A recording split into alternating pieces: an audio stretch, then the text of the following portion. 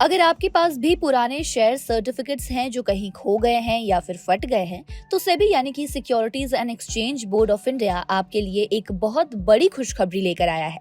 अब duplicate share certificate या securities हासिल करना पहले से कहीं ज्यादा आसान, तेज और कम कागजी कार्रवाई वाला होगा। सेबी ने नियमों में ढील देते हुए सरल डॉक्यूमेंटेशन की सीमा को 5 लाख से बढ़ाकर 10 लाख कर दिया है। इसका मतलब है कि अगर आपके खोए हुए शेयरों की वैल्यू 10 लाख तक है, तो अब आपको बहुत कम कागजात जमा करने होंगे। इससे छोटे निवेशकों को दफ्तर के चक्कर काटने से मुक्ति मिल जाएगी। एक और बड़ी राहत की बात यह है कि अब एक स्टैंडर्ड एफिडेविट कम इंडेमनिटी बॉन्ड फॉर्मेट तय कर दिया गया है, यानी अब अलग अलग कंपनियां आपसे अलग अलग कागजात नहीं मांगेगी। इतना ही नहीं, अगर आपके शेयरों की वैल्यू 10,000 से कम है, तो अब आपको नोटरी कराने की भी कोई जरूरत नहीं है। अब सिर्फ एक सादे कागज पर साधारण अंडरटेकिंग देकर आप अपना काम आसानी से करवा सकते हैं। लेकिन ध्यान दें, अगर आपके शेयरों की वैल्यू 10 लाख से ज्यादा है, तो प्रोसेस थोड़ी लंबी हो सकती है।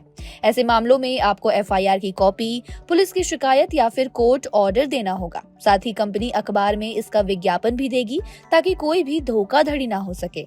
ये नए नियम तुरंत प्रभाव से लागू हो गए हैं। ऐसे में अगर आपका केस पहले से प्रोसेस में है, तो उस पर भी ये नए नियम लागू होंगे। सेबी का ये कदम डिजिटल इंडिया और डीमैट सिस्टम को बढ़ावा देने की दिशा में एक बहुत ही बेहतरीन फैसला है।